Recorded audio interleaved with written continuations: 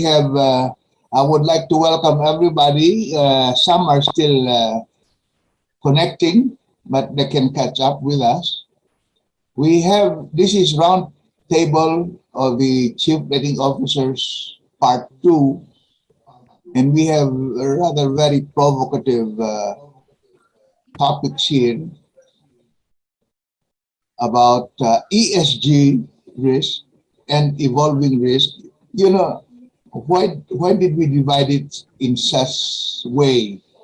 Well, it's really very arbitrary, but with we wanted to have a very focused discussion first on ESG risks, particularly about what Japan Credit Rating Agency is doing in its approach to using applying their framework on ESG as they might affect our credit evaluation tasks as credit rating agencies. And so that is what the topic is all about.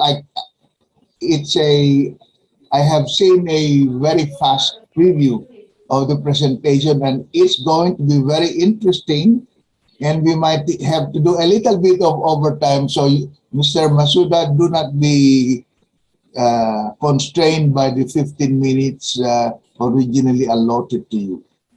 As for Mr. Xavier Jean, we have given him a rather expansive topic, and we will ask him just to, at his discretion, how to focus on which evolving risks he would like to what we would put a little more emphasis on in our discussion. But it is in a very broad way of saying it's really all about evolving risks, meaning risks which have surfaced recently, about which we don't quite understand yet what are the ultimate consequences. ESG related risks, that's one of them, but there are some other risks that Mr. Xavier Jean will discuss with us, and I'm not going to preempt him on that. So we are very fortunate that Mr. Jean is here with us, is taking time to share his insights with us. And Mr. Masuda-san, of course, he is the chief analyst for JCR, and has devoted lately a lot of time scrutinizing, perhaps is the good word, scrutinizing what ESG is all about. After Mr. Masuda will talk first, and then after that Mr. Jean, and then Mr. Mehul Pandya will have his commentary.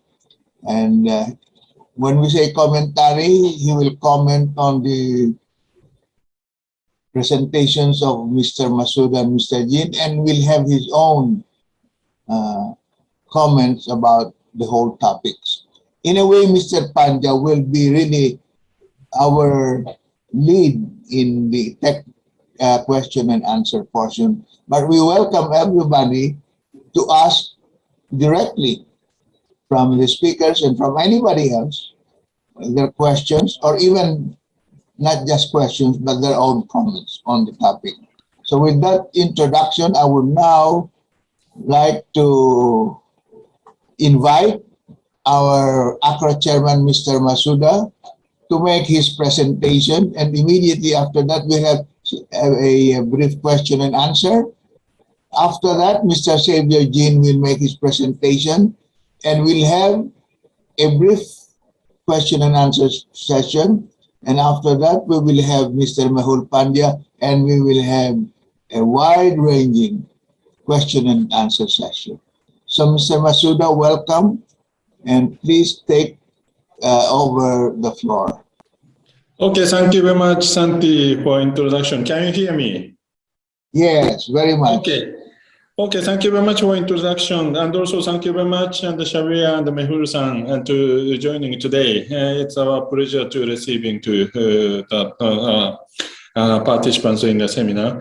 And today, as introduced by Santi, and we are taking up about this Chief Rating Officer Roundtable Part 2 for ESG factors.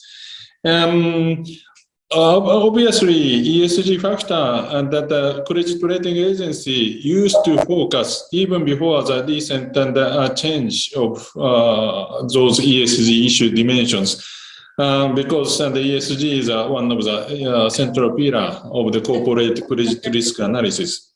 What changed over the last 10 years is maybe investment style. And those and the investment style is taking up more for ESG factors. So credit rating agencies should pay attention more to this aspect because investors' behavior is changing. That is one of the motivations. And second, and maybe from a viewpoint of management of credit rating agency, how do we take up this issue is a very important challenge for management perspective and business perspective. For credit rating, maybe big three of United States rating agency is a kind of dominating the market. Right now, that and this and sustainability assessment is forming of their market, but it's very important stage to formulate of this market definitions. So my presentation is focused this and the business aspect as well from a viewpoints.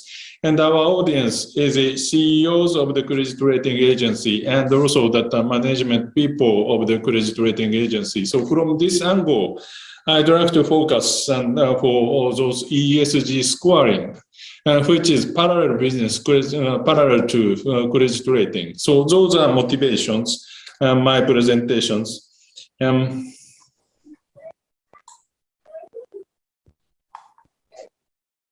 Today, 4 points is I'm going to explain that how do we incorporate of the ESG factor into the credit worthiness analysis, and also that how ESG assessment company is providing to the ESG scoring, and also that the second party opinion of the green bond certifications.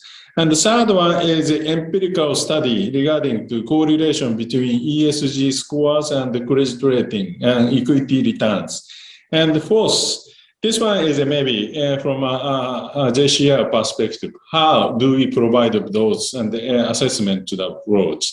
So this is the first time to abuse my power as a chairman of the ACRAA, that my presentation will take 30 minutes. And so, unlike to the regular Japanese, I'm not so punctual. So I apologize before I start. And first subject, how do the ESG factor affecting credit worthiness? And this is a first part. Many things has happened, that the most important one is the 2006 introduction of the principle of responsible investment. This is advocacy by United Nations Secretary General Kofi Annan. And this principle is advocating to the incorporate ESG issues into the investment analysis. This is the first advocacy. And one motivation for our United Nations is they try to mobilize financial resource for the good purpose of social reform or social improvement. But from that viewpoint, maybe MDG, Millennium Development Goal, try to mobilize official funds to that purpose. And also, they are making advocacy to the the principle to mobilize private financial resource to the social dimensions. And then the MDG is replaced by the SDGs and Sustainable Development Goal. Main focus is going into the private financing, because in financial flow from advanced economy to the emerging market economies, private financing role is expanding. That is the background. And then corporate governance structure is revised, and the stewardship code is revised, and the principle of the responsible banking is revised. And those are somehow affecting to those ESG considerations. They are stressed to the importance of consideration of the ESG factor for investment decisions or management of the corporate governance structure. Those are maybe some of the basic elements to underscore the importance of the ESG factor in the context of the credit analysis. There is some discussion regarding the dilemma or consistency between fiduciary duty and the ESG investment. Apparently, pension funds or maybe fund managers receiving somebody else's money to investment purpose, and they have a kind of a loyalty obligations to secure the returns. That is a main obligation of the fiduciary duty. But if they are paying attention to the ESG investment, there are two possible dimensions or maybe risk to attach to these considerations. If they are paying attention more to the ESG dimensions and losing the financial return, is that a violation to the financial duties? And the second one is if fund manager ignore ESG dimensions and to the losing to investment opportunities, is that also kind of a violation of the financial duty? But how do we construct and interpret and the financial duty, fiduciary duty is a little bit controversial. This and the United Nations and the Environment Program is a kind of an interpretation and a thorough investigation regarding to this aspect from an economic viewpoint and also that the legal viewpoints. And they explain that investor has a varying degree of discretion according to individual countries' legal system. And a certain rule defines their ability to integrate ESG consideration into their investment decisions. So maybe common laws and countries and this financial fiduciary duty is articulated in a statute and also decided in the courts, but the interpretation is evolving over time. So that means, and maybe interpretation of the fiduciary duty is evolving, including ESG considerations. So that is the direction, general direction of the fiduciary duty. The focus of investment and the style of investment is evolving in order to incorporate the consideration of this and aspects. And the first, and the financial investment is just focused to the return only. This one's financial. But recently, that the ESG consideration is getting more importance. So we are making kind of responsible investment and sustainable investment. Those are including to the ESG considerations. But on the top of that, and there is another style of investment, so-called impact investments. And this one is a focus to some impact evoked by investment activities. And the investment is changing to some aspect of the social, maybe from infrastructure or maybe production facilities. And those are kind of impacts. And this investment is conducted with a focus of financial return and also impact on the social aspects. And some of the policymakers' perspective, this impact on the social dimension is very important. So just recently that the investment advocating, taking more into the accounts to the impact assessments. And more than that, there is so traditionally, return and risk trade-off is a focus, and the high risk, low returns, low risk, low returns. This is a kind of element. So this and the trade-off is very important.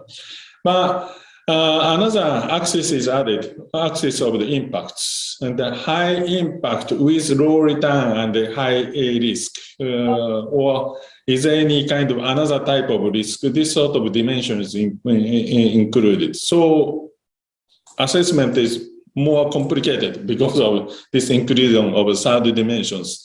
So we need some evidence that linking to the investment opportunity to possible impact, and also understanding of mechanism, how evoke this investment is evoking to some impact on the social aspect.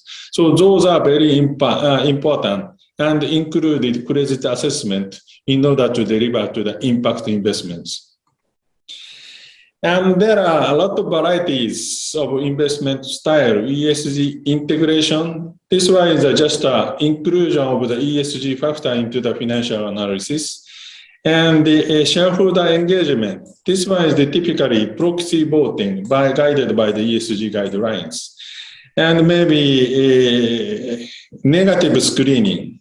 That's you have to exclude some company who is polluting the air. That's the typical negative screening case.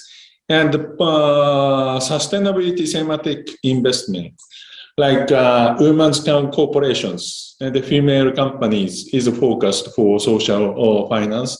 This is a typical case of sustainable solutions. And impact investments is positive ESG impact is a very important part of investment decisions. And the community investing. This one is a kind of a philanthropy, quite close to the philanthropy. And this is a recent trends of the evolving of those new style of investment strategies as see. And first, maybe ESG integration and the negative screening, exclusionary screening is the main dimensions. Just recently, engagements or positive sustainability same theme is now expanding. This is a movement. Earlier years, 2016, Europe is a major battlefield, as shown in these figures. Just recently, United States and this new type of investment is expanding, and Japan is following this path. So why credit rating analysis should take into account of those aspects? Because the investors' behavior, the financial flow is affected by this new style of investment.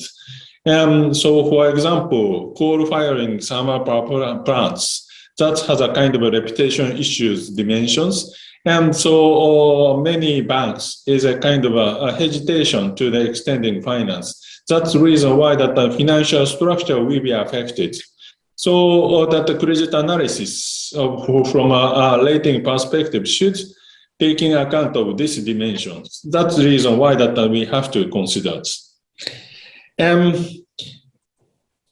Here, credit rating agency providing to the issuer rating and the bond rating.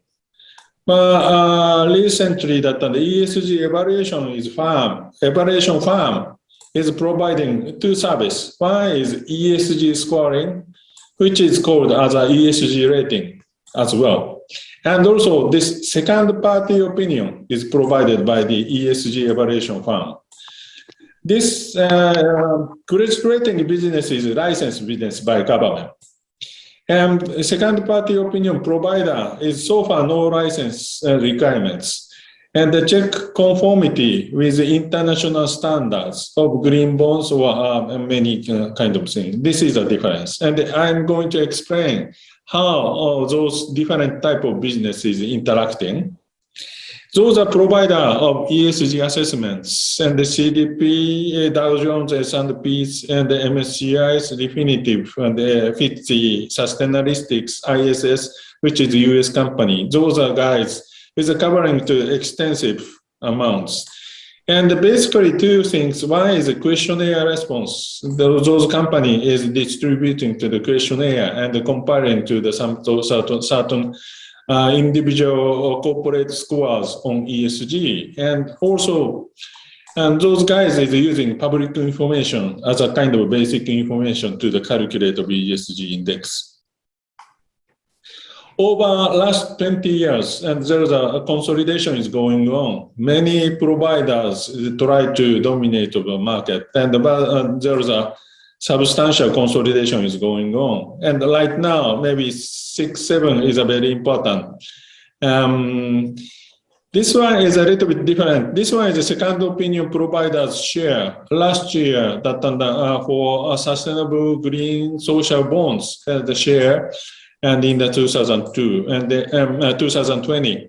Sustainalytics, which is affiliated to the Morningstar, as a dominating the market, and the 37. And also ISS ESG, this one is a US company affiliated to the Germany the stock exchange.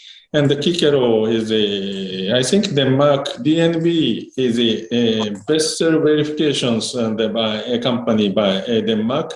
BCO Ellis, this one is affiliated with Moody's, and then ourselves, and we have a world share of 8%. And this one is a principle of the second opinion providers. And there are many different types of green bonds and the sustainability bonds and the social bonds. Those the principle is coming from ICMA. This is a very important provider principle. Climate transition finance is a principle is provided by ICMA as well. And the sustainability linked loans, and those are provided by the loan market associations. And just recently, different type is this positive impact finance. That is supported by the UNFI. So those are kind of standard setters. So second opinion provider, is including JCR, is a kind of a verification against those standards to the individual bonds compliance of those standards set by those principles. That is the main task. I have no time to explain in detail of those principles, but just pick up one green bond financing principle. For important parts is the use of proceeds, whether use of bonds proceeds, loan proceeds is used for eligible green item. What is eligible? Maybe there are many different types, but the main providing of a source of classification of the eligible expenditure is EU taxonomy. EU is setting to the world standards. And how this and the loan proceeds, bond proceeds is managed, and how what is green eligibility criteria. Normally, when the issuer is planning to issue the green bonds, they set up certain framework which describe this eligibility criteria. Evaluator, second opinion provider is check this framework is conform with the principle set by ICMA. This is a mechanism that are kind of a second opinion providers. Management of the proceeds reporting process. And there are certain standards set by the principles, and for conforming of those standards or not, that is the main purpose. Problem is here that the standards is slightly different of the like Japanese national standards of here set here is almost copy from ICMA green bond principle. But this ICMA green bond principle is slightly different from EU green bond principle because EU is setting to the kind of their own way. Like EU green bond principle is what percentage is from refinancing. That sort of information should obligatory to disclose.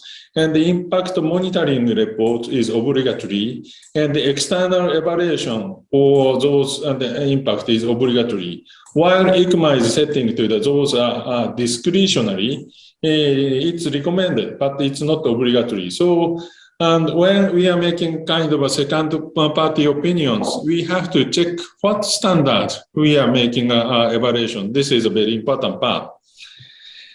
ICMA is setting to external reviewer guidelines, and those second opinion pro is classified certain different type. One is second party opinion in a narrow sense, another one is verifications, another one is certifications, and also ESG scoring. This ICMA is an NGO. It's a kind of gathering of market players, including banks, asset managers. But they are setting up certain standards so in that sense, this one is a kind of a market-driven standards. And the content itself of guideline is very common and also common sense. Like external reviewer should ensure working procedures or maybe statement of the independence, conflict of the interest policy, analytical approach and methodologies, which is almost parallel to the credit rating agencies. In that sense, and those ESG score provide a lack of consistency, lack of methodology, lack of the conflict of interest policies. And that is a background why that ICMA setting up those guidelines. This one is more serious than the IOSCO. This is the international organization of the security commissions, and which is a government entity, is making a consultation regarding to forthcoming of a regulation on ESG scores. And their fact finding is a little clarity of those ESG rating and the lack of transparency about the methodologies, uneven coverage, concerns about the management of the conflict of interest, and the better communication is needed. Those are kind of fact finding. And the recommendation is a regulator may consider the oversight, and regulate ESG rating provider should consider the higher quality rating using transparent methodologies, and maybe conflict of interest policies and the disclosure policies, and the improving information gathering. Those aspects is taking up. And this consultation policy paper is distributed to July and with the deadline of September. 4 days ago, not 4 days ago, then the November 24, final report is coming out. So maybe you had better to check what this recommendation is saying. This final paper is recommended to the certain regulatory framework should be adopted for covering to the ESG providers. So those are assessments and the environment regarding to ESG scores and also credit rating. Next, and to what extent use of ESG score is improving your financial performance of investment? That is empirical questions. So I will making a summary of those studies, academic studies so far.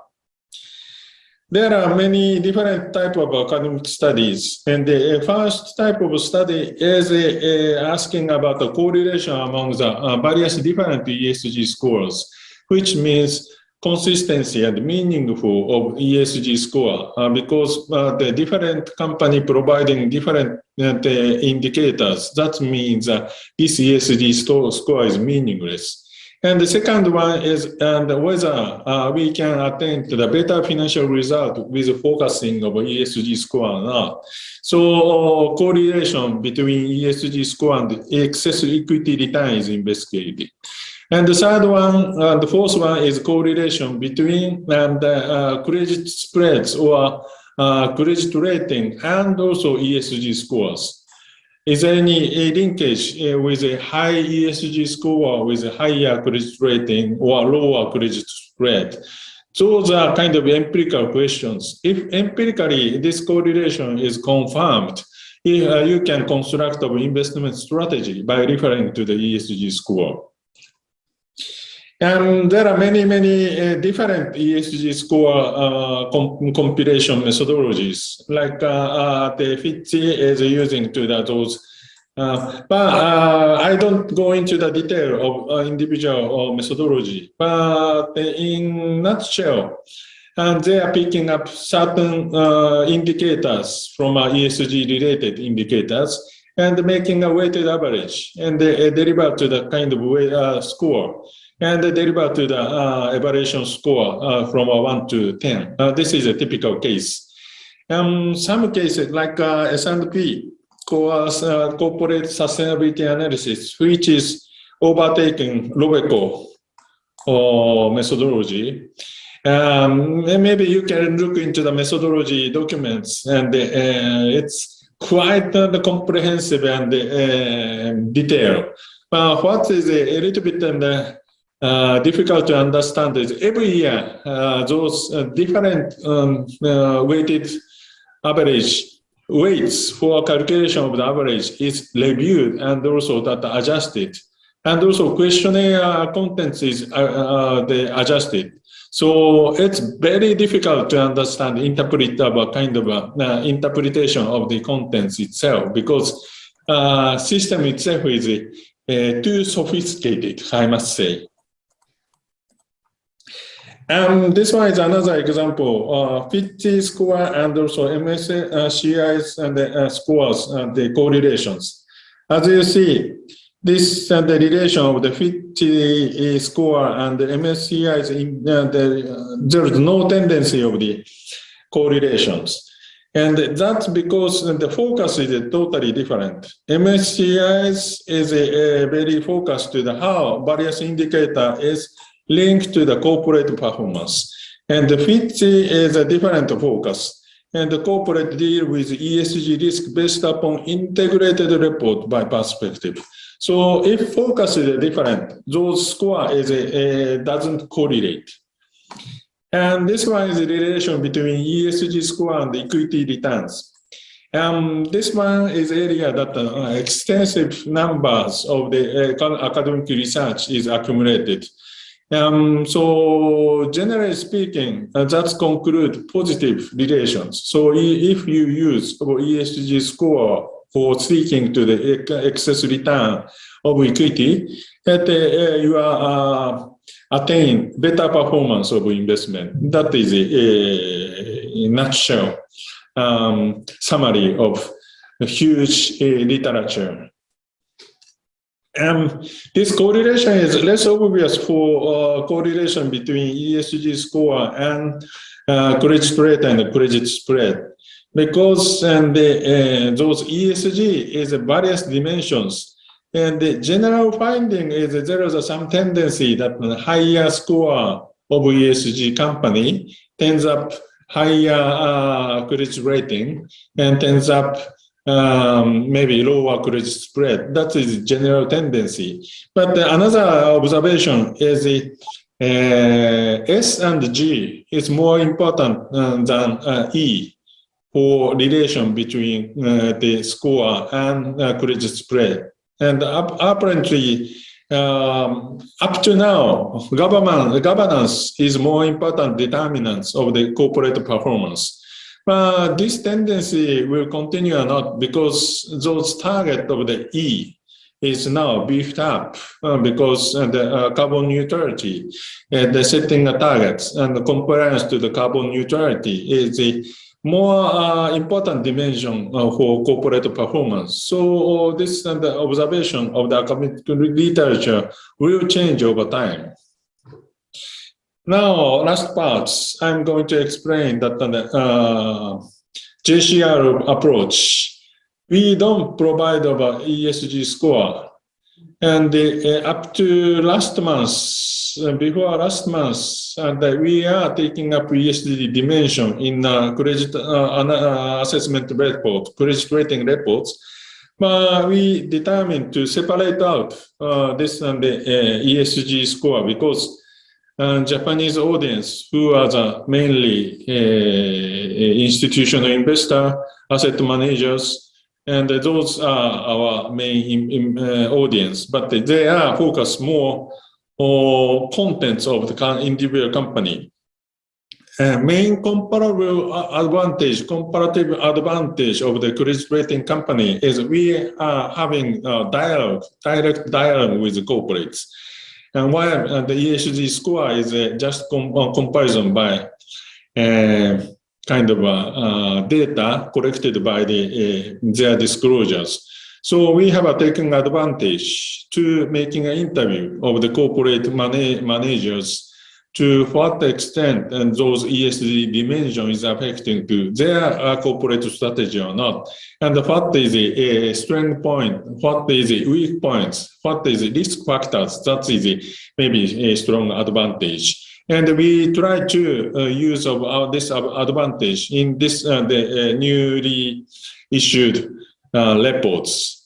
Content itself is not a kind of a rocket science. It's a kind of a down to the earth and focus to the environmental factors, social factors, and the governance factors. And one advantage is to what extent those impact is affecting to the plus to the business basis, and also that the negative to the business basis. Those two dimensions is evaluated.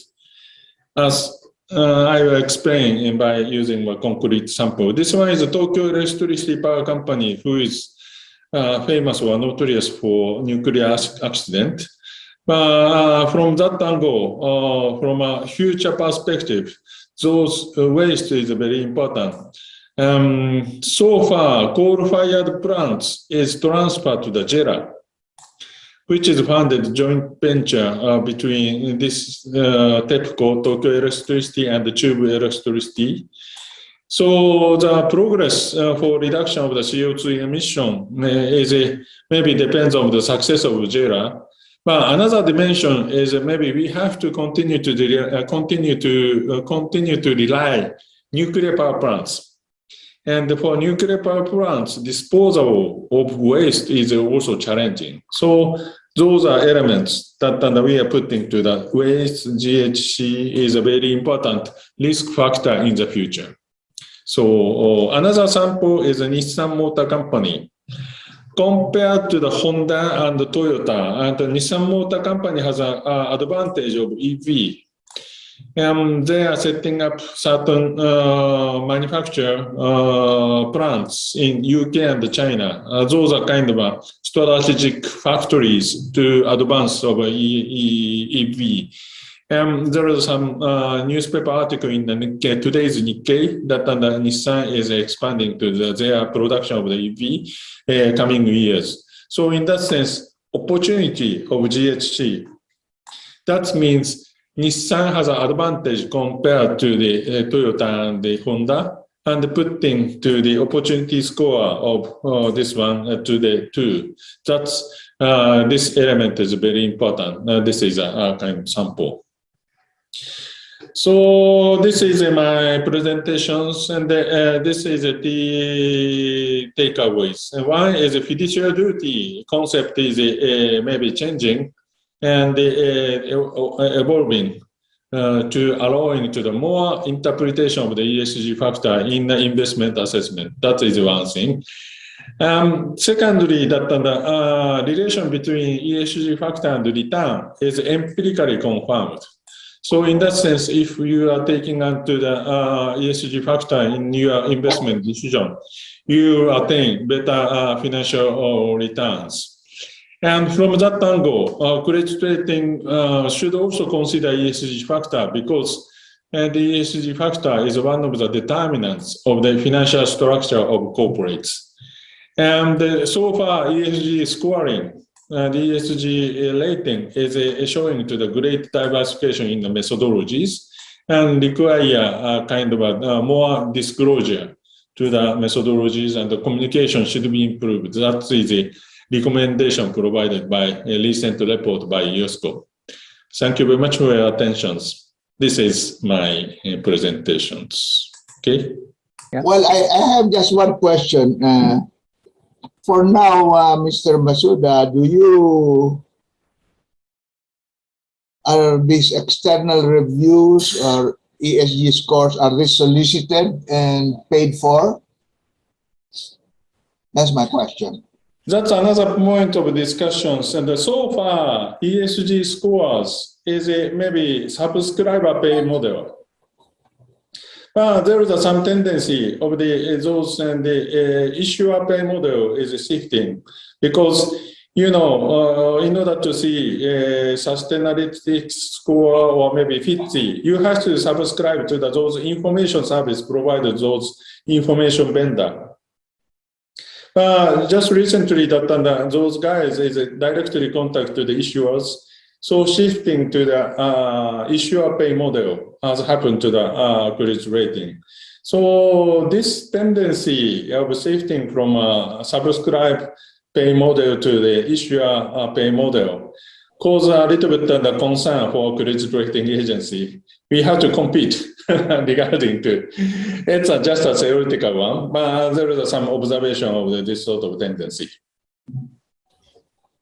Okay, thank you. Are there any other questions? We will reserve the questions from the general question and answer session towards the latter part of our roundtable. So for now, let me just request Mr. Xavier Jin to make his presentation. He is the Senior Director and Southeast Asia Sector Specialist of S&P. So, Xavier, will you please take over? Sure. Thank you very much, Santi. Good afternoon, everyone.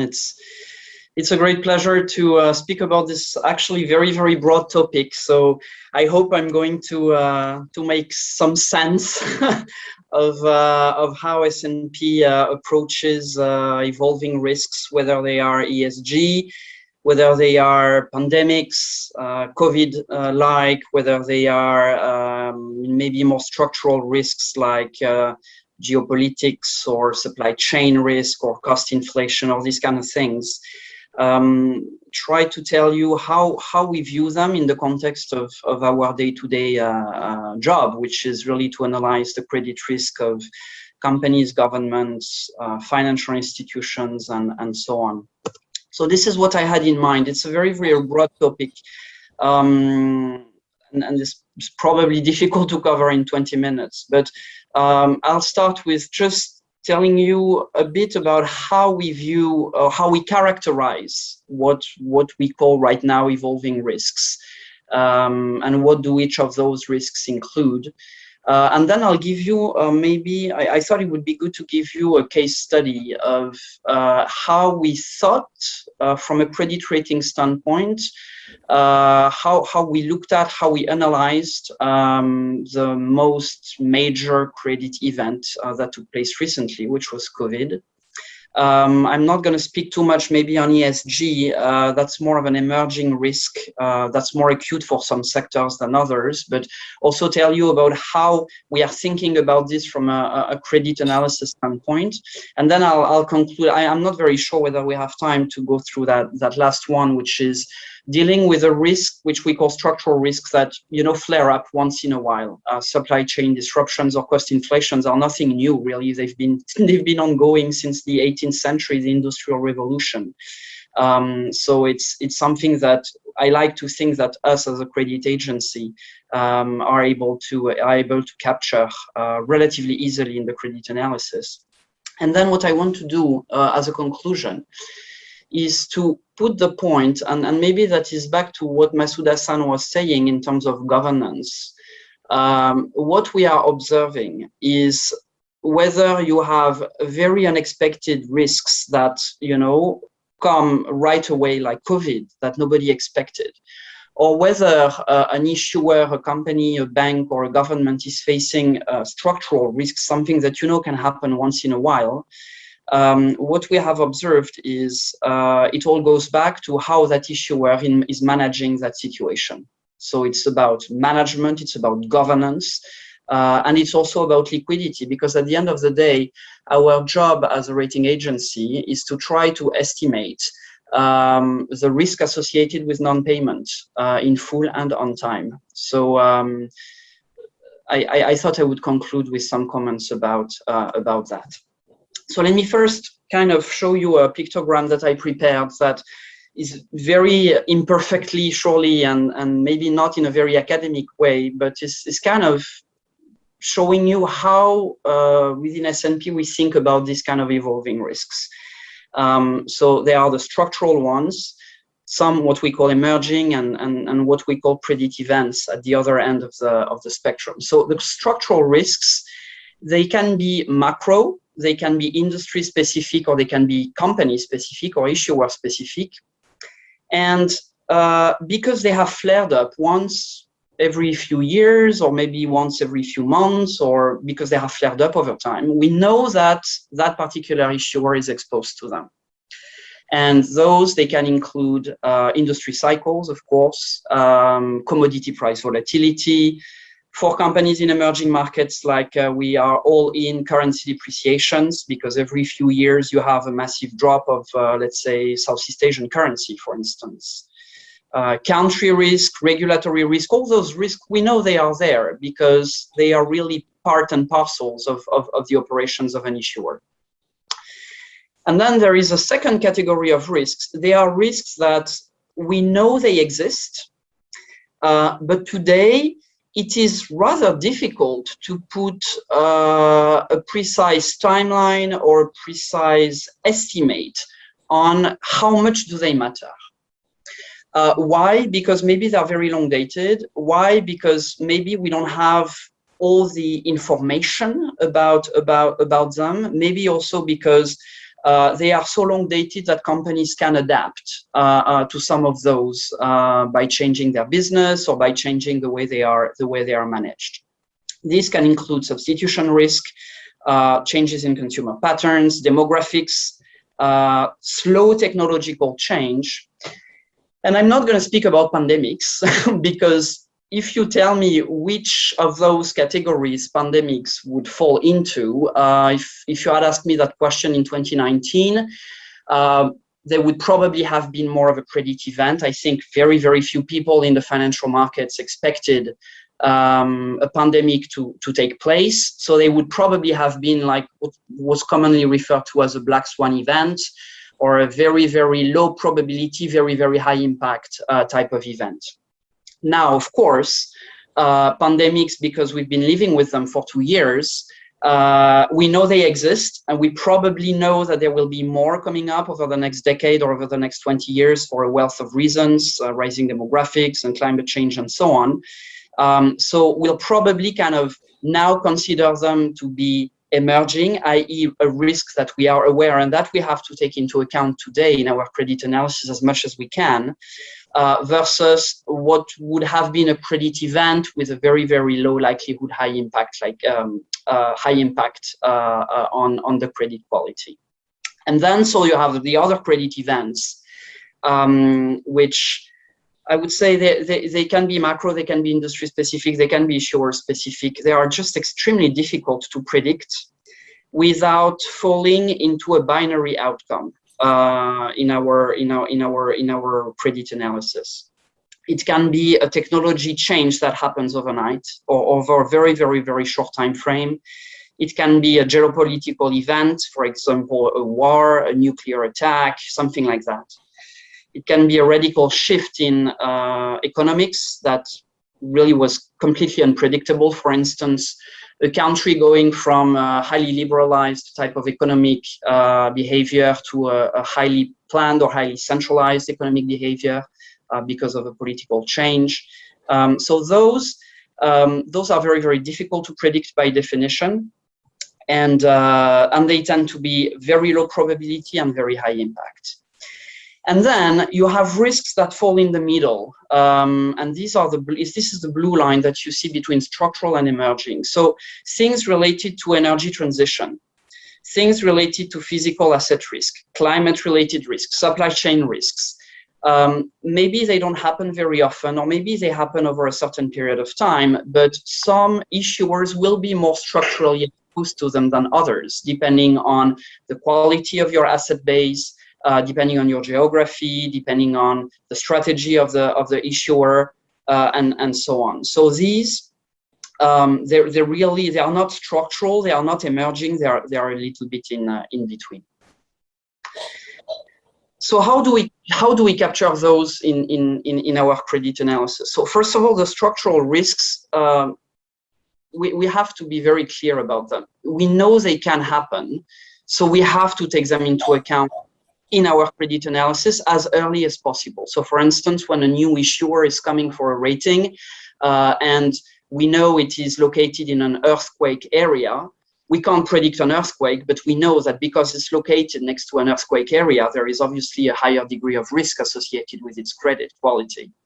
So what we have to do is we have to recognize those risks. We have to include them in our business analysis, in our financial analysis. And then what we have to do is we have to go back to the basics, to the way management has dealt with maybe some of those structural risks flaring up here and there. Emerging risks are a bit more complicated because, as I mentioned earlier, they may not have a precise timeline. They may unfold over 10 years, 20 years. We don't maybe know today how much they're going to impact a company's profits, a company's cash flows, a company's customer base, all these kind of things.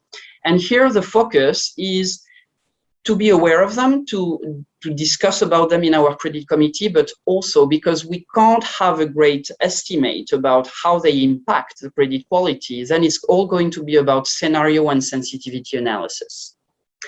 It's also going to be about, if those risks happen, how is the management of the company, how is the issuer going to deal with them? What kind of flexibility do they have?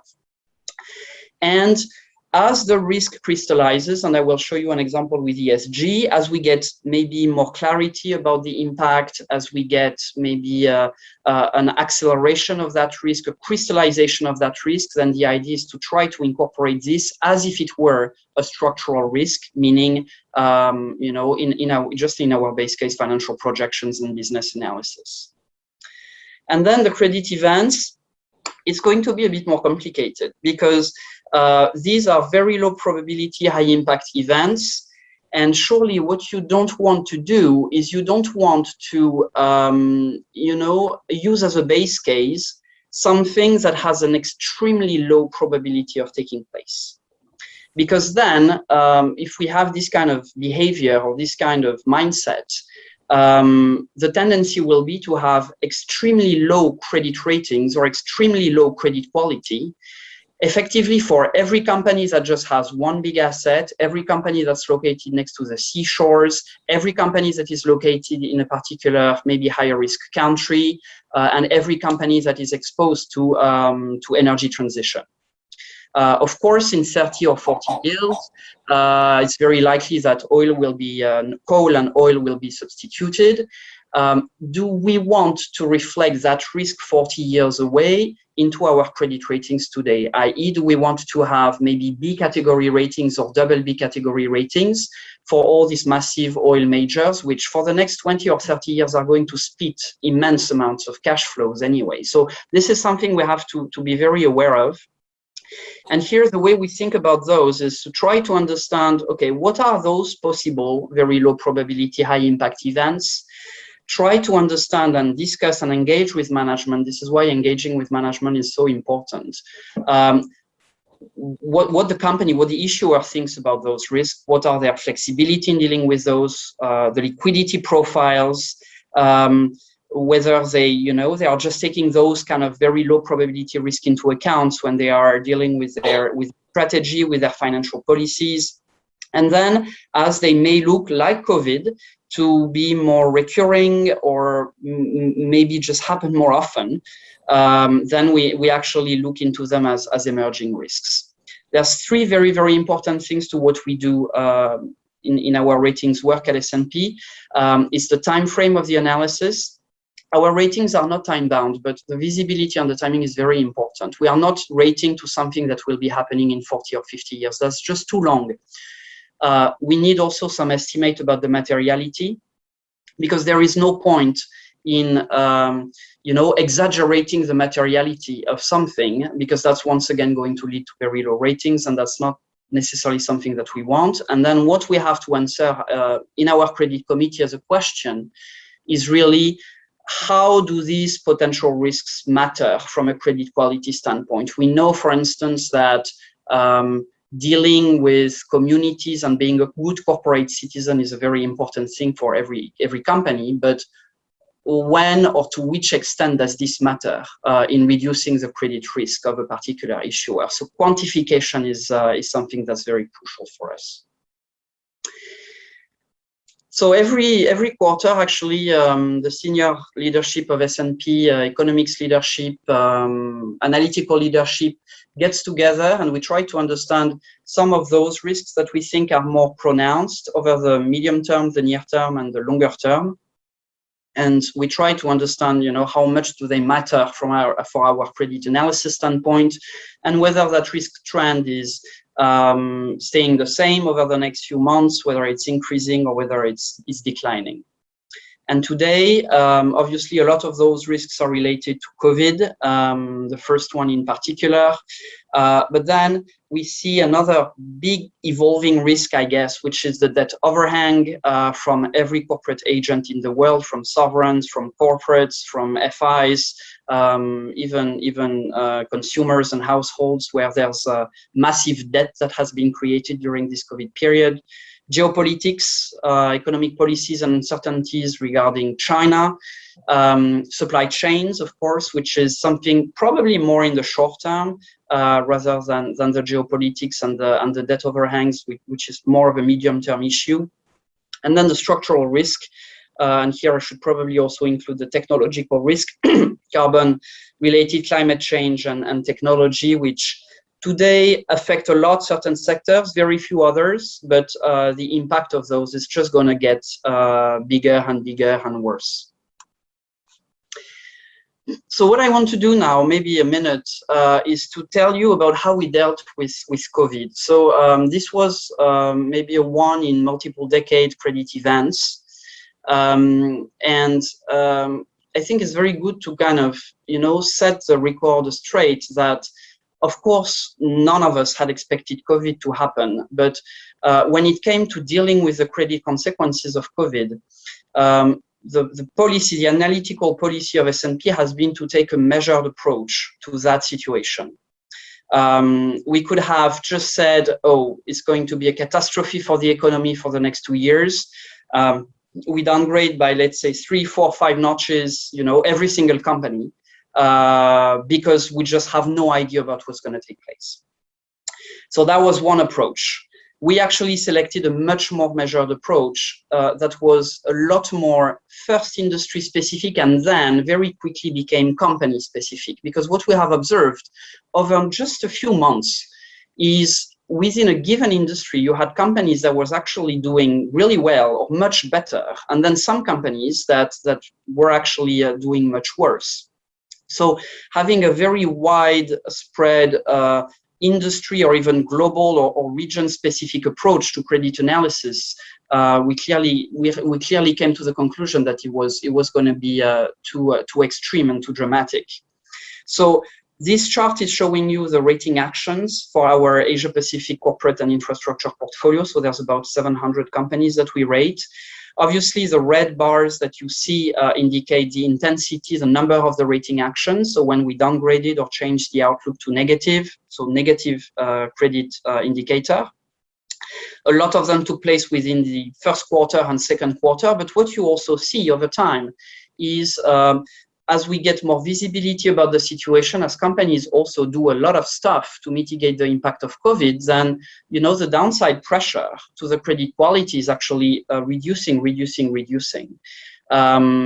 be now at a point where we are very comfortable with our ratings. There are still a few ratings here and there which have a high risk of default, but that measured approach was very important for us. And what we also noticed during that time is a lot of the COVID-related problems we thought were already incorporated one way or another within our credit analysis. So if you are a casino operator, for instance, of course, there is no travel, mobility is affected.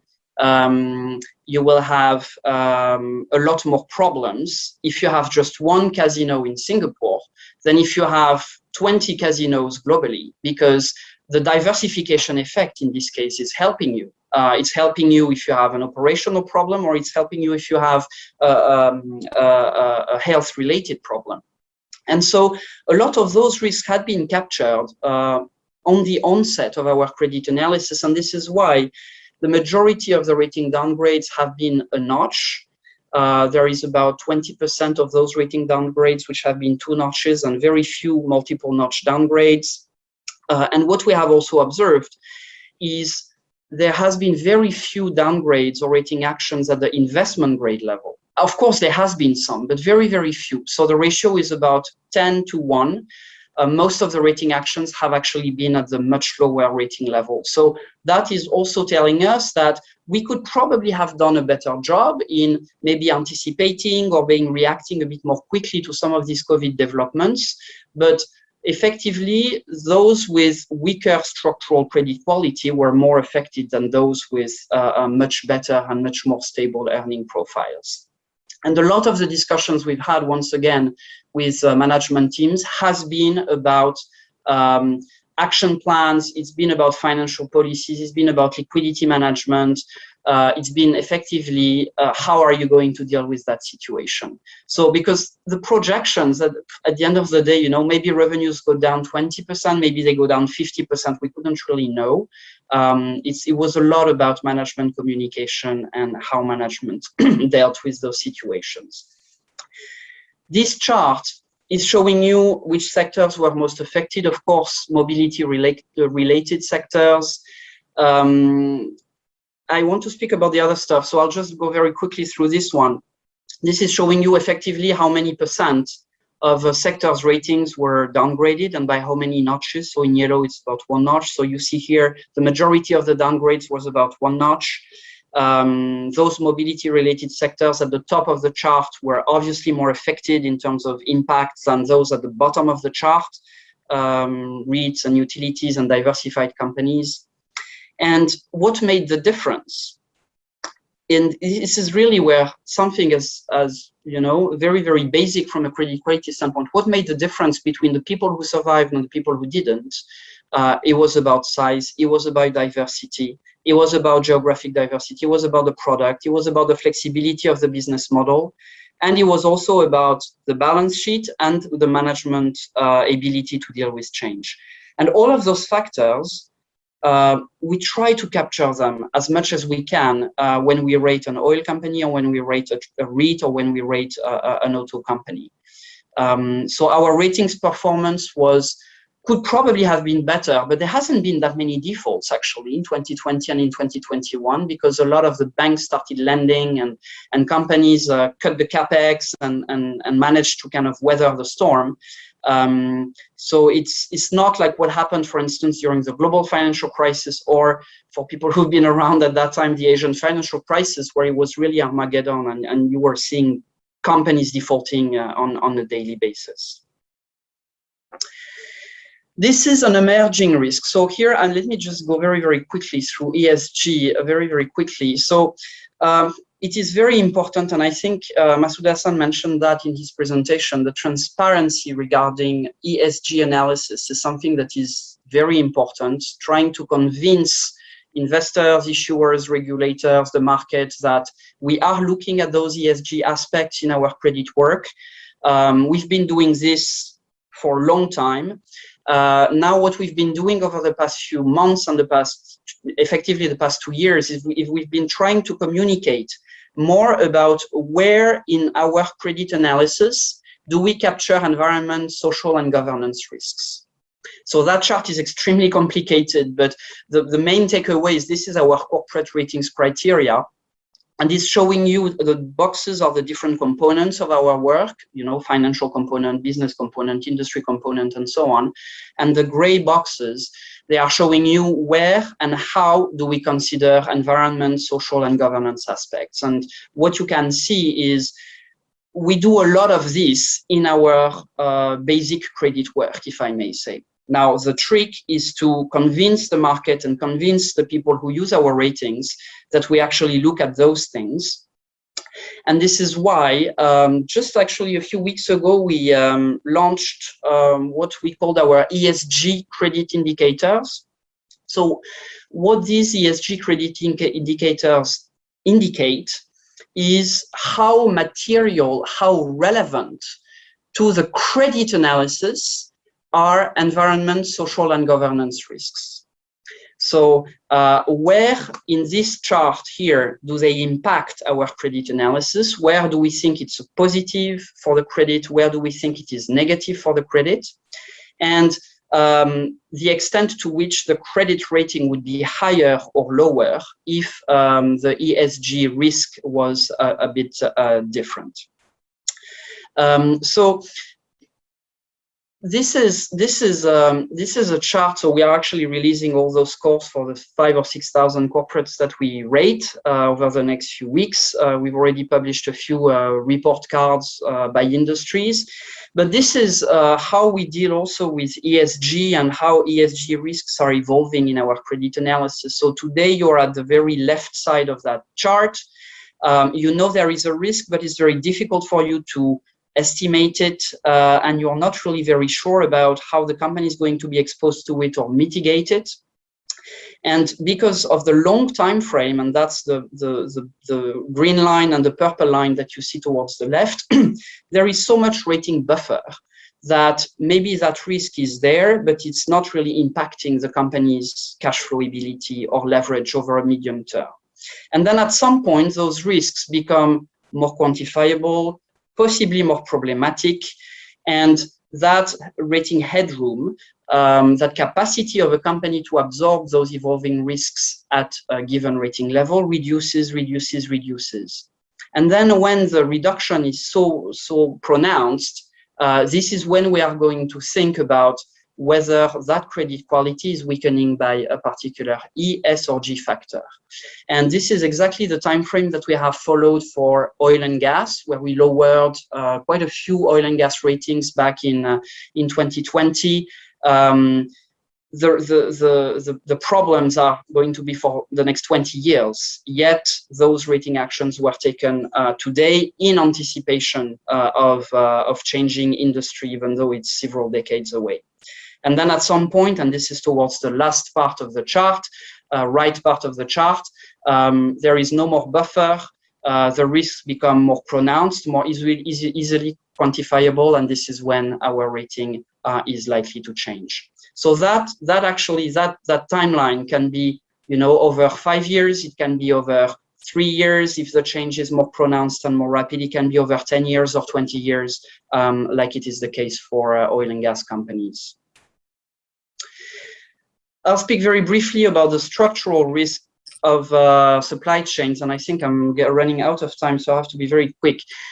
So main takeaway is this is something that we have seen times and times again within our credit analysis. There's been very few rating actions taken because of that risk alone, because our ratings are supposed to be capturing supply chain weakness.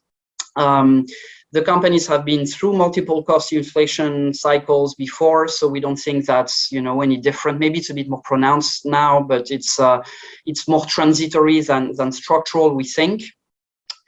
And then I think from a supply chain standpoint, the biggest, maybe low probability, high impact event would not be resuming demand and the lack of ships available for transport from APAC to the US.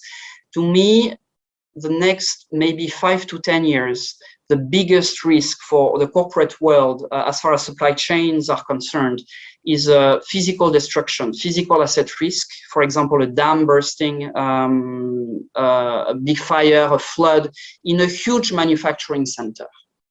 Because you see, the supply chain disruptions that we are seeing today, they are a lot more because there is step-up demand and there is not enough ships to transport all this material.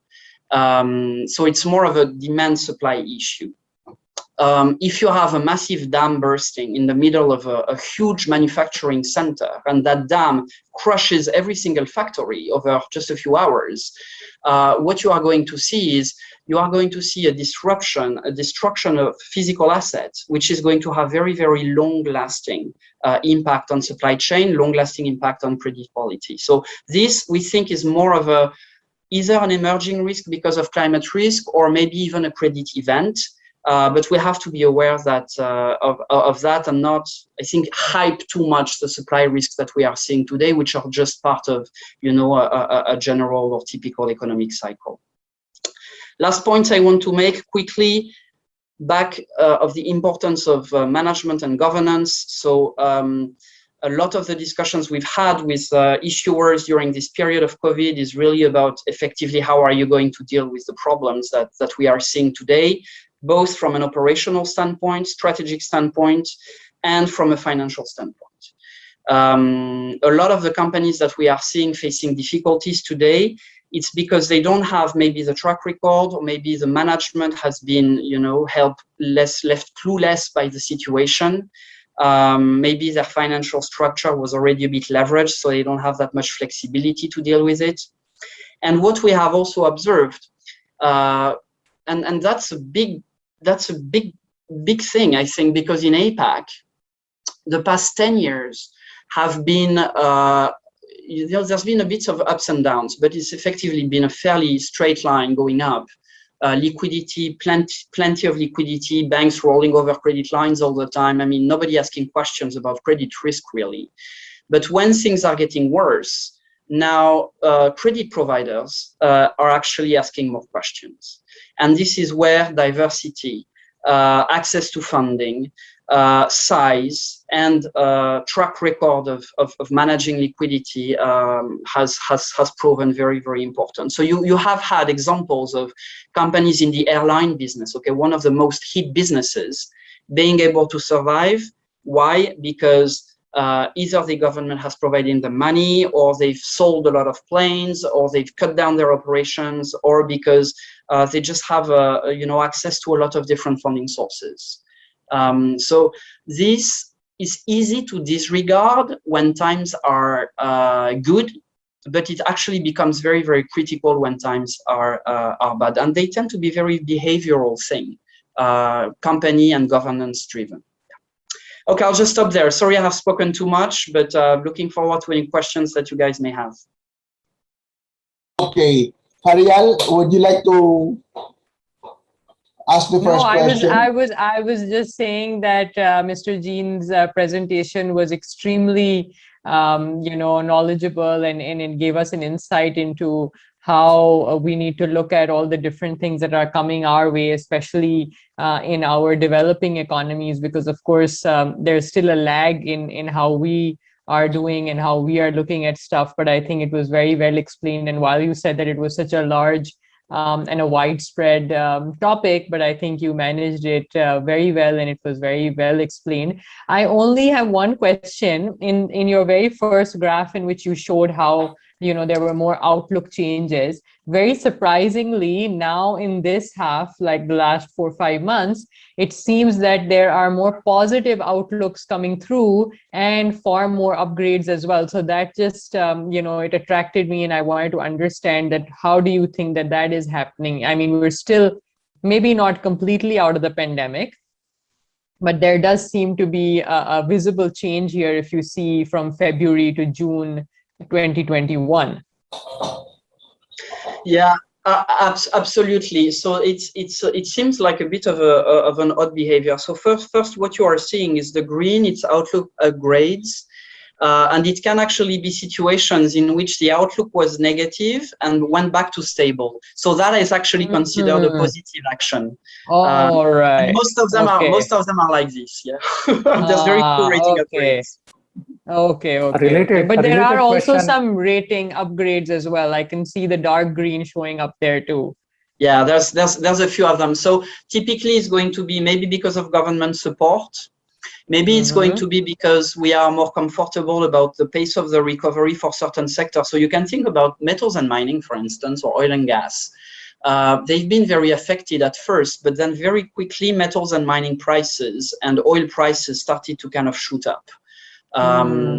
So you could have this kind of companies, and then what you also have is you have a few companies that maybe were at very low ratings. We thought refinancing risk is very acute, very problematic, And then for some reason, because there was a window of fundraising opening at the beginning of 2020, when everybody thought, things are finished, they could actually go back to the market, raise a bond maybe for the next 5 years, and then that kind of helped their liquidity. So maybe it went from a triple C category to the B category, or low B category to the mid B category. All right. Okay, perfect. Thank you. Yes, Mr. Pandya, if you can take your question. I had two questions for Mr. Jain. One is related to what Ms. Faryal mentioned. So I just wanted to understand from you that when you are mentioning about your rating action ratio, so is it a combination of your rating changes plus the outlook changes, or is it restricted only to the rating changes? No, it's both. So let me just pull back the maybe let me just pull back the chart. So what that chart is showing is, in dark red is the downgrades. So for instance, going from AA to AA minus, or single B to B minus. And then the outlook changes. So the outlook change is the outlook downgrade is the light red. So this is going, for instance, from A stable to A negative, or A stable to A credit watch negative. So that includes any sort of change to either the outlook or to the credit rating. Yeah, got it. My question was in terms of your trend line, which is the downward preferred rating Oh, action sorry. ratio. Oh, no, So sorry. that is a combination of both okay. these sections, or only the rating actions? No, this is just the rating actions. So this is just, okay, so rating downgrades or rating upgrades. Downgrades. Yeah, that's right. Okay. My next question was that when you elaborated quite lucidly in terms of the emerging versus the credit events, see, in the scenario analysis and the sensitivity analysis, which is a part of both these things. So normally in case of credit events, because we are looking at the imponderables at that point in time. So the general tendency would be that we could potentially either under-consider or over-consider the risk. That is a potential risk that we run, because when we talk about the credit events, we are actually looking into the future, and we don't have any kind of a reasonable probability attached to that at that point in time, as compared to an emerging risk which is just some kind of a post facto thing. Yeah. So what is the tendency, or what's the approach that we can have in terms of getting this aspect right in our assessment, especially the credit events when doing the scenario analysis? Okay, so I am considered generally to be a more conservative credit analyst, okay, within S&P. Personally, the way I would look at it is I would try to understand this from a weak link approach, meaning that the weakest, a bit like for project financing, the weakest part of a transaction, whether it's the off-taker, whether it's the asset quality, whether it's the finance socials or whatever, it's actually an overriding factor into the credit analysis. So my preferred way of dealing with this is to try to identify which is the potential problem, and if it happens, are we looking at a company that's near default and it's almost certain to default, or are we looking at a company which is in a much more dangerous zone but is not going to default? I think the way we look at it today, and I'll give you the example of a company which I've covered for many years in Thailand, PTT, the PTT complex. So what is very unique with the PTT complex, and I think Reliance Industry in India is also a very great example. These are companies which are massive, which are extremely well funded, which have an extraordinary track record of performance, but they have one problem, is they just have one asset. They just have one giant asset which covers maybe the size of Singapore, or the size of, half the size of Singapore. The asset is extremely high quality, extremely cost competitive. The companies know exactly what they are doing. So I think you have to ask the question, if there is a war between India and Pakistan, and that factory gets destroyed, then you go from a company that's, spitting cash across business cycles and in extremely high quality, to a company that, sees its main operating asset disappear. So you could say, well, because this risk is so big, this is a B- company. You could also say that the likelihood of risk between those two is just so little that it doesn't, this single site risk doesn't really matter. So I think personally, I would err more on the side of caution, meaning between that situation where there is no risk whatsoever and that kind of catastrophic type of situation, I would probably be more in the middle or towards maybe the weaker end of that spectrum. The way we tend to do it at S&P is our starting point is probably going to be the middle, and then we are going to try to understand the mitigating factors. And here the mitigating factors are going to be track record of performance, operational risk, what the company, is the company aware and prepared for a potential issue like this? Does it manage its balance sheet according to this risk? So for example, Reliance, okay, it's a bit different now because they have the telecom, but that whole expansion into the telecom business was also to diversify away from both the volatility of the business of refining and also the risk of the single asset. So you see now, if that refinery has a problem or that petrochemical complex has a problem, this company is a lot better prepared from a credit quality standpoint than it was even just 5 years ago or 7 years ago. But what we also try to do is companies which have acute concentration risk, we tend to try to keep them within a very low rating range. So I can think in the mining sector, you can have the best cost position for a miner, but if you just have one mine and there is a flood or there is a geophysical event or there is a strike or something like this, then the whole cash flow source disappears. And for most of these companies, we will kind of keep the rating to a B category because we know these kind of things happen and are very unpredictable. I know our project finance teams, they use a weak link approach, meaning that the weakness in the credit work, because the project finance doesn't have flexibility. You see, you can't ask your parent company or you can't ask the bank to lend you more money. I mean, the transaction is set from the beginning. So to answer your question, I would say it's probably a good starting point to be in the middle of those event, non-event, and then try to understand the mitigating factors and maybe go slightly more one way or another. And then the last point, which is very important, and I think we will see that over the next few years. The one thing that we do with S&P is we try to look, of course, at the default cases, why companies default and did we do a good job about the rating transition. But we also try to understand the false negative. So for instance, we have stats that a B- rating has roughly 1 in 10 B- rating is going to default within a year. That's our, over the past 40 years, it's been roughly, it goes up and down maybe a little bit one year or another, but over average is 1 in 10. If you notice that for 3 or 4 years, you have 1 in 50 B- ratings defaulting, those ratings are too low. If you notice that you have 75% of the B- ratings default within a year, there's a problem, but that's the other problem, is that those ratings are too high. They should be lower. So we try through our transition, but the problem is you need many years of kind of behavior analysis, and you need to kind of also adjust for the cycle in the economy and so on.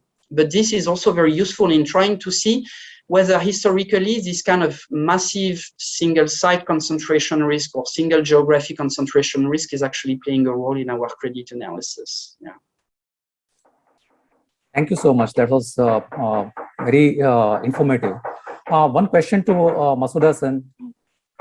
See, when we are talking about the ESG factors, we are using it as the lenses for analyzing the corporates, one of the lenses for analyzing the corporates in terms of the credit risk. So since as the rating agencies, we are required to highlight the ESG risk pertaining to the investor and in the ESG factors that you had highlighted in your presentation. So how do we actually assess the materiality, that is the material risk in the ESG themes associated with the sector and the company, and the severity of exposure, that is the potential losses arising out of that exposure while analyzing the companies, and build it up into the credit rating outcomes. If you can please throw some light on that. Okay, thank you very much for your questions. Yeah, that's causing a quite challenge to making an assessment of the probability. Like Japan is causing to the maybe 20% of the earthquake loss of the world in the worst one is maybe a Kanto Daishinsai, and 100 years ago that occurred to hit. But this event is hit by kind of a 645 years time event. So to what extent and do we quantify of this sort of impact?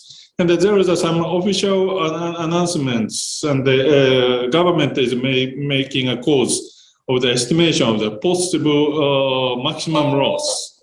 120 trillion yen is causing to the some earthquake hit to the capital area.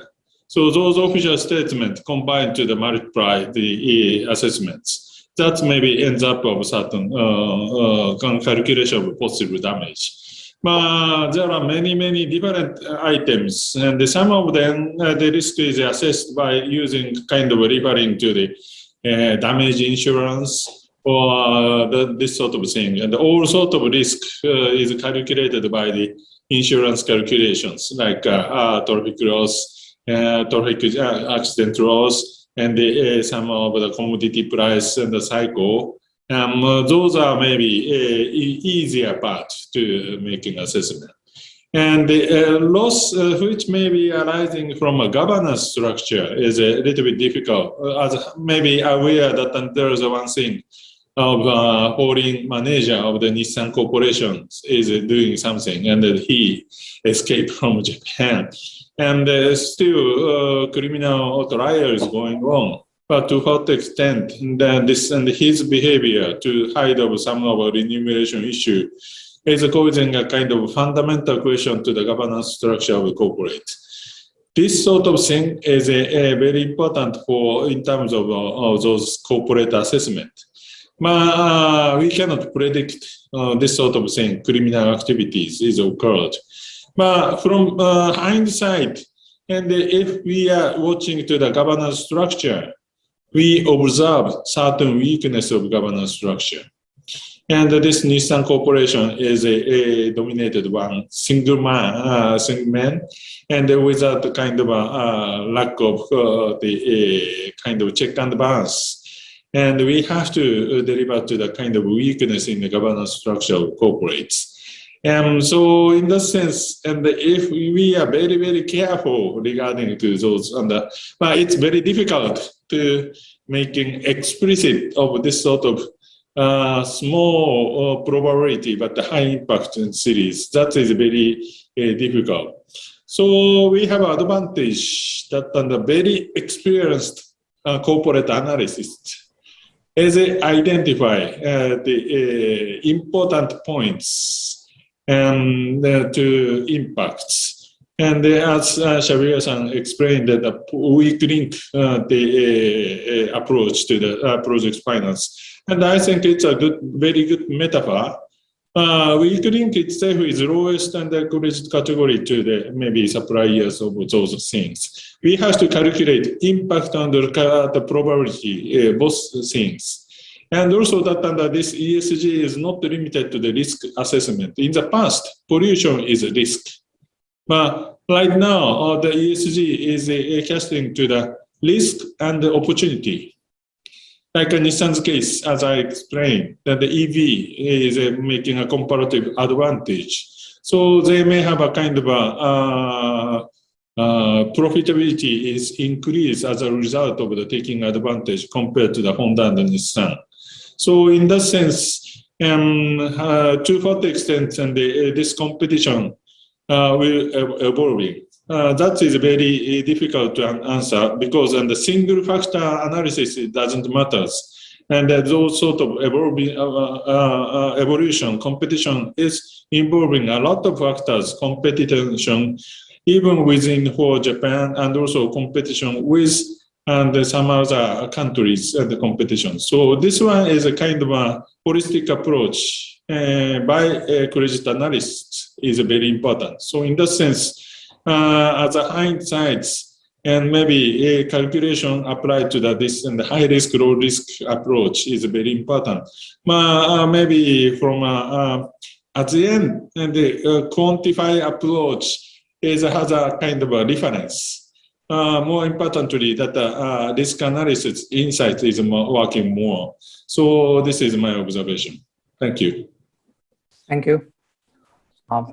Mehul, do you have a presentation before we go ahead No, with I questions? don't have a formal presentation, but I'll just present some views in this regard very quickly, considering the time constraints. See, ESG concept is not an entirely novel concept in the risk assessment, as both Masuda-san and Mr. Jean, they have highlighted. So it's encapsulated as far as the credit risk framework is concerned in more ways than one over the period of time. But what we have been witnessing is that how this risk is culminating into a tangible credit risk is something that we have been more focused upon of late, with the growing investor, I would say, focus in terms of the ESG factors in terms of the assessment. So how this is culminating into the credit risk, just taking some samples on that. As far as the climate risk is concerned, it's very well researched and recognized in terms of the risk element. But it's best explained by the fact that how potentially the damage which is caused to the various financed assets by the lenders and the invested assets. So how, owing to the extreme events, there could be a decline in the asset value as it operates in various kind of climatically challenged environment, is something that we need to focus upon. The other aspect is in terms of some difficulty in terms of getting the granular data on the various norms by the issuers. And that's because of the differential norms across the countries, and there is no uniformity pertaining to that. So that's a bit of a challenge, but I think over a period of time, there should be some standardization happening in terms of the various disclosure norms, especially when it comes to the global, I would say the global issues, that issues which the entities across the countries, they tend to place. And if there is uniformity arising out of that, then we can see more uniformity in terms of the assessments also. Coming to the social aspect, it's the quantification. This is always going to be difficult. But most of the problems arising out of the social issues, they do translate into reputational loss and the subsequent penalties for the various entities that we rate. So the social trigger events are difficult and identified to quantify, but they would remain very important element as far as the assessments are concerned. And lastly, in terms of the governance, I mean, without any doubt, over a period of time, I mean, right from the time that the credit risk assessment frameworks have evolved for the rating agencies, governance aspect has become very important aspects, and they do have an overbearing impact in terms of the rating outcomes also, irrespective of how financially strong or operative from the business risk or an industry risk perspective an entity could be. But if the governance is weak, then the rating agencies have over a period of time reflected that into the rating outcomes. So the conclusive kind of a remark which I could potentially be having is that, see, what we could be witnessing is some movements very specifically from the regulators across the countries in terms of how the explicit ESG scores, they need to be get embedded into the rating outcomes. Currently, while the factors and the parameters pertaining to the ESG aspects, they are forming a core aspect as far as the credit risk assessment is concerned. But nevertheless, an explicit ESG score getting embedded into the rating outcomes and the regulators moving in that direction is something that we can see some trends moving forward. And once that happens, I think the role of the rating agencies in terms of having the ESG assessments very formally into the rating outcomes, that is bound to increase. So as a forum, I think it makes sense in terms of having exchange of views and in a very formal manner like this. And I think both Masuda-san and Mr. Jean, they have addressed this aspect very lucidly and in a very elaborate manner. So thank you for that. So these are my remarks on this aspect, and maybe any questions from any participants will be most welcome. Thank you. Thank you, Mehul. I would like to, I really want to ask Mr. Masuda to give his general comments on the presentation of Mr. Jean. And I would like to ask Mr. Jean to give his specific comments to the presentations of Mr. Masuda. And so to start this, Mr. Jin, can you go to, I think that is slide number 9.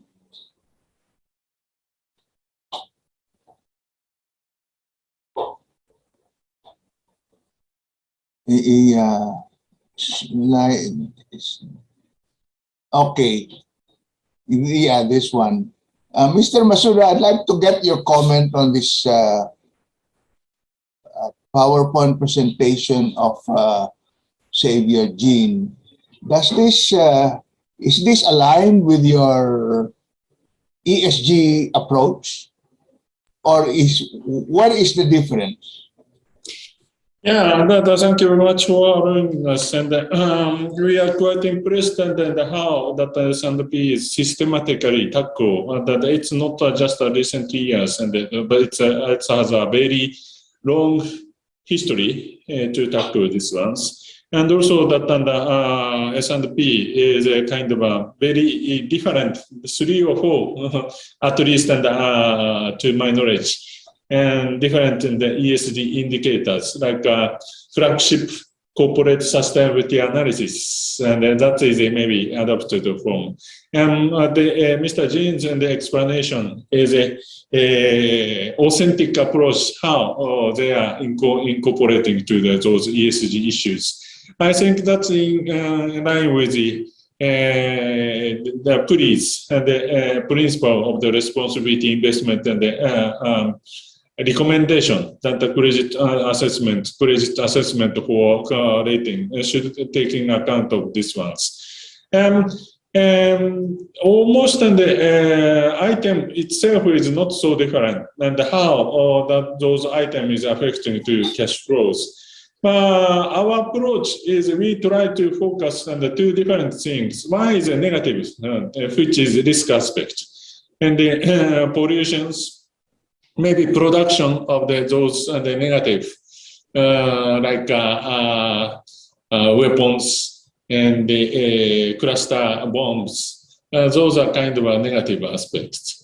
And another aspect is we have to take into account of the positive aspects. Like recently that many companies and the countries has to making a commitment to the carbon neutral target. And this attain to the carbon neutral target require a lot of innovations and technologies. Like so far that maritime transportation is using a bunker oil, which is very highly emissions.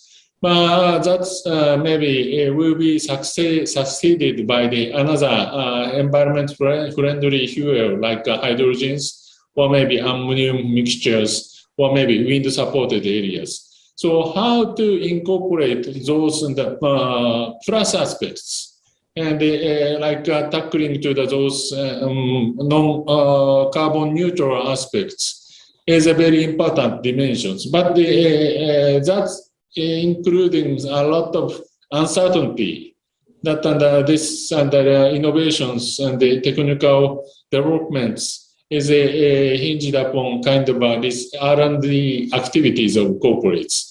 So how do we conclude of those and the future aspects, including to the positive aspects?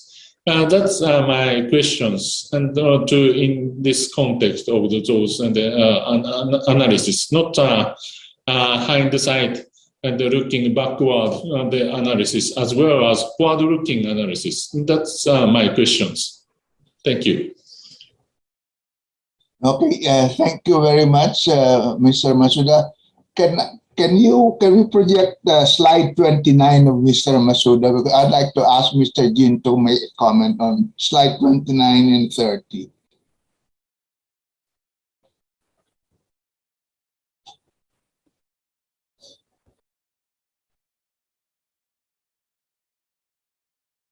Mr. Masuda's 29 and 30.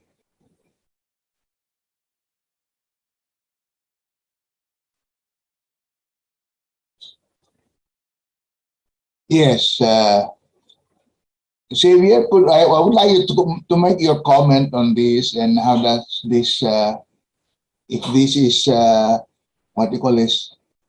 Is this reconciled with your approach?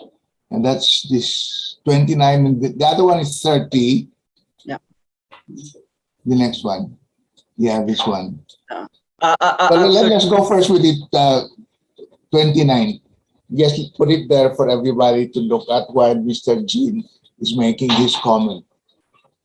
yeah, it's also fairly in line with what we are doing, and I like the fact that you have this very famous acronym ESG, and next to ESG you have the word credit, because one of the main questions that investors, issuers, and government and regulators and so on have asked us is, you have companies that have a great sustainability initiatives. They just have a lot of ESG initiatives. They do a lot of CSR. They help the communities. I mean, they do a lot of stuff.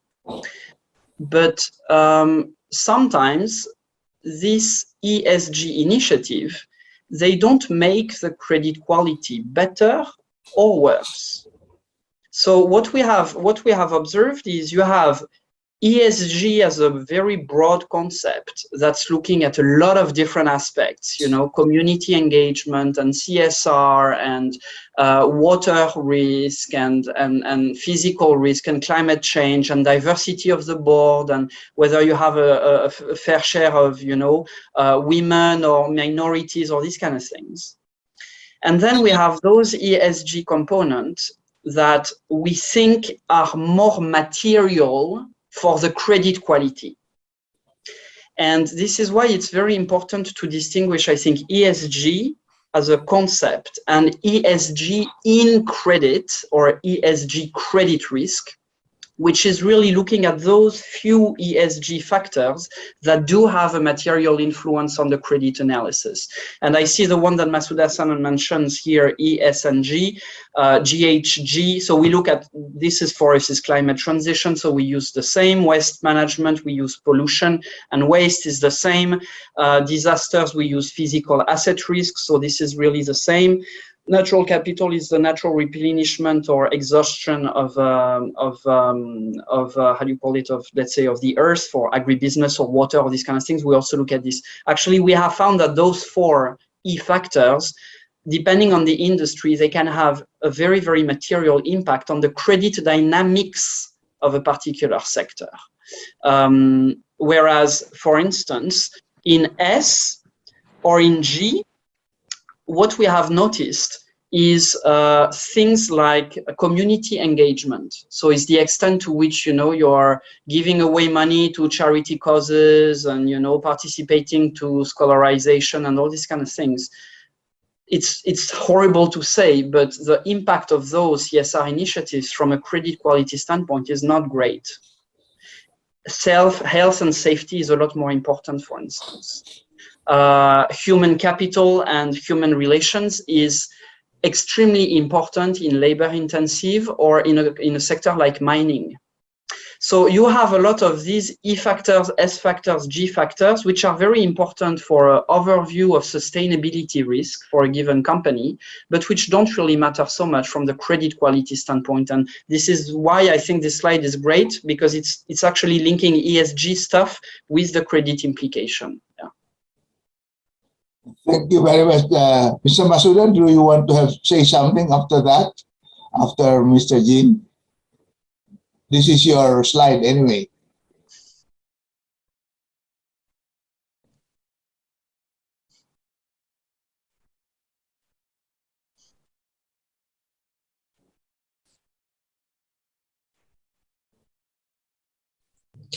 Yeah, thank you very much for your explanation. I totally agree that some of the elements is directly linked with the credit quality, and the main determinant is very important to the credit qualities. And I fully agree. And the difficulty is mainly coming from that, and even among the investor community, that those basic attitudes is still very, how can I say, fluent or not determined yet. to how to cooperate to those the green and brown projects. And just recently, the Japanese and the financing community watching to the transitions. And the green finance is very important for that maybe a typical one is a solar panel and wind panel. Those and the wind and solar is very limited in terms of emission or maybe energy supply is still. In the future, in the 2050, maybe solar renewable energy is reaching to the 50%. Right now, that under 10%, 13% is at best. In that sense, more emission sector is very important for transitions. But still, investment community has no determined to the kind of their judgment to those transition finance, because that entail a lot of uncertainty regarding to capital developments, and also maybe for basic stance among the standards is not determined yet. Some of the investors of European is quite critical on transition finance because that can be a kind of hidden polluting finance and greenwashing. That's the viewpoints. So that how do we gauge basic stance of investment community, whether this sort of initiative is fully supported, endorsed by the investment community? That's still a lot of things is unknown. So main difficulty is yes, credit quality is important, but credit quality determinants is entail a lot of uncertainty. That is my observation. Thank you, Mr. Masuda. Is there any other question you would like to raise? Anybody? If none, we shall proceed to end our very productive session. Thank you very much, Mr. Masuda, Mr. Jean, Mr. Pandya, and is Grace Lee still around? Thank you very much, Grace, for helping us get Xavier Jean this afternoon. I don't know how to end this because we covered so many topics, but I will end by just saying that I will take off from what Mr. Jean said. We have to look for the factors which are material in E, S, and G and how they are material to our credit evaluation. And that is a work in progress. So probably we'll have a little more roundtable, and we will invite Xavier some more in some of our presentations. Xavier, Singapore is not too far away, and with technology, we can get you into more active participation in our activities. Again, thank you very much, everybody, for your participation and for your listening in. Thank you, Farial. And thank you. This is not the end. We are just saying till we see each other again. Xavier, we are celebrating a 20th year as ACRAA. And when we started, you probably were not born yet. But we've been. I look much younger than I look much younger than I am, actually. Okay, thank you so much, everybody. We look forward to, we have a 20th anniversary conference on December 10. We will give some more reminders. You are invited, Xavier. We will give you a special invite. And so for now, until December 10, thank you very much, everybody. Okay, Xavier-san, Mehuru-san, particularly thank you very much for attending this and the ACRAA events. Your input is quite valuable. So we'd like to continue to this discussion. This is very important, particularly for Asian regions and for forthcoming years. Very much so. Very much Thank you. so. Thank you. It's our privilege. Thank you, everyone. Thank you so much. Bye-bye. Thank you. Thank you. Bye, everyone. Thank you, everybody. God bless you all. Thank you. Bye-bye. Bye.